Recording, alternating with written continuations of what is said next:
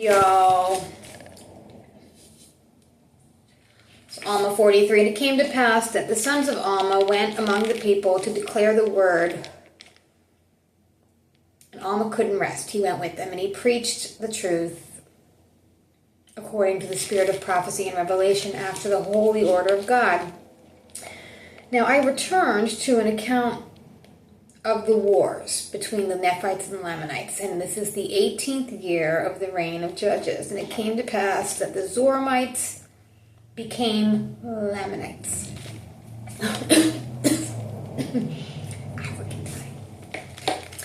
The Nephites saw the Lamanites were coming, and they prepared for war, gathered their armies in the land of Jershon. Came to pass that the Lamanites, with their thousands, to the land of Antonium, which is the land of the Zoramites, and a man by the name of Zarahemnah was their leader. And now the Amalekites were more wicked and more murderous in their disposition than the Lamanites. Therefore, Zarahemnah appointed chief captains over the Lamanites, and they were all Amalekites and Zoramites. He did this to preserve their hatred towards the Nephites, to bring them into subjection and to accomplish his designs. His designs were to stir up the Lamanites to anger against the Nephites. This he did that he might usurp great power over them, and also to gain power of the Nephites by bringing them into bondage. Now, the design of the Nephites was to support their lands, houses, wives, and children. That they might preserve them from the hands of the enemies, and also that they might preserve their rights and privileges and liberty, that they might worship God to their own desires. They knew that if they fall into the hands of the Lamanite, that whosoever should worship God in the spirit and truth, the true and living God, the Lamanites would destroy. Yeah, they also knew the extreme hatred of the Lamanites toward their brethren, who were the anti-Nephilihi, who were called the people of Ammon, and they entered into a covenant that they would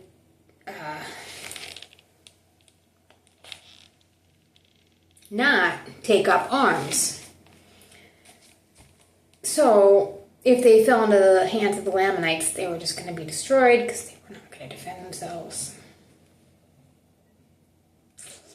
But the Nephites just would not suffer to be destroyed. Therefore, they gave them lands for an inheritance. And the people of Ammon did give to the Nephites a large portion of their substance to support their armies. And the Nephites were compelled alone to withstand against the Lamanites, who were a compound of Laman and Lemuel and the sons of Ishmael and all the dissenters of the Nephites, who were the Amalekites and the Zoramites, and the descendants of the priests of Noah, which were wicked. Anyway, they were numerous, nearly as the Lamanites. The Nephites were obliged to contend unto bloodshed. It came to pass that the armies of the Lamanites gathered into the land of Antionum.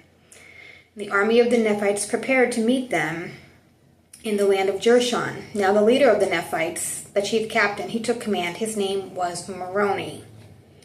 Moroni took command of the government and the wars, and he was only 25 years old when he was appointed the chief captain over the armies of the Nephites. And it came to pass that he met the Lamanites in the borders of Jershon. His people were armed with swords and scimitars and all manners of weapons of war.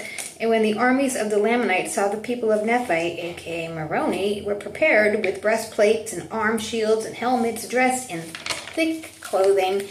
Now the army of Zarahemnah was not prepared like that. They only had swords, scimitars, bows, arrows, slings, stones, plus they were naked except wearing an animal skin girdle. And everybody was naked except the Zoramites and Amalekites. They had no breastplates, no shields. They were exceedingly afraid because of the Nephite army, because of their armor and the large number of them. came to pass that they did not come against the Nephites in the borders of Jersham, so they departed out of the land of Antionum into the wilderness, and they took a journey away by the head of the river Sidon, that they might come to the land of Manti and take possession of that. They did not think that Moroni's army knew where they went, but it came to pass that Moroni had sent out spies to watch them in their camp, and Moroni knew about the prophecies of Alma, and he sent men to him to inquire of the Lord whether the Nephites should go to defend themselves against the Lamanites or not. And the word of the Lord came to Alma, and Alma informed Moroni that the armies of the Lamanites were marching around in the wilderness, and they were headed toward Manti to commence an attack on the weaker people. Now Moroni, leaving some of his army in the land of Jershon, so the Lamanites don't come and take possession of that city, he took the remaining part of his army and went towards the land of Manti. He made everybody to battle against the Lamanites. They were defending their land, their country, their rights, and their liberty. And they were prepared to do so. Alma came to pass that Moroni's army secreted in the valley near the bank of the river Sidon on the west side. Moroni placed the spies all around. Moroni knew the intention of the Lamanites was to destroy their brethren and to bring them into the bondage and to establish a kingdom for themselves. Their only desire of the Nephites was to preserve their land's liberty church. Therefore he thought it was no sin to defend. His spies told him the course the Lamanites were gearing up to take, so he divided his army and brought a part up over the valley, concealed them on the east and on the south of the hill Riplah. The rest he put in the west valley and the borders of Manti. He was ready to battle. The Lamanites came up on the north, where Moroni's army was concealed. The Lamanites passed on the hill Riplah, began to cross the river. The army on the south of the hill was led up by Lehi, and he encircled the Lamanites. When the Lamanites saw the Nephites coming, they began to contend with the army of Lehi. Death commenced on both sides. More dreadful for the Lamanites, though. Their nakedness exposed them to heavy blows from the Nephites, the swords and smears. Death was at every stroke, just about. Some Nephites did fall by the sword due to a loss of blood, but their vital body parts were shielded by the breastplates, arm shields, and head plates. The Nephites just kept killing the Lamanites. The Lamanites became frightened because of their massive destruction. They began to flee towards the river Sidon. They were pursued by Lehi and his men, who drove them into the waters. Lehi's army did not cross the river. It came to pass that Moroni and his army met the Lamanites in the valley and began to slay them there, and the Lamanites fled again towards the land of Manti, where they met the armies of Moroni. The Lamanites fought exceedingly with such great strength and courage as never before. They were inspired by the Zoramites and the Megalites, which were led by Zerahemnah, who were the chief captains. They fought like dragons, and many Nephites were slain. Many head plates and breastplates were pierced. Many arms were smote off. The Lamanites fought in fierce anger. Nevertheless, the Nephites were inspired for a better cause. They were fighting not for monarchy or power, but for their own homes, liberties, wives, children, and rights of worship in their church. They felt they were doing their duty, which was owed to God, for the Lord said to them and to their fathers, "Inasmuch as ye are not guilty of the first, neither the second, ye shall not suffer yourselves to be slain by your enemies." Uzziah County also upholds the self-defense. Anyway, the Lord said, "Defend yourselves and your families to bloodshed."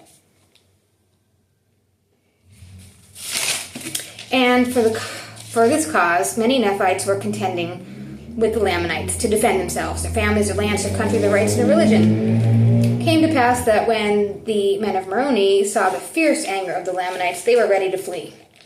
Moroni perceived their intents and inspired their hearts with these thoughts of the land's liberty and freedom from bondage. So they went after the Lamanites,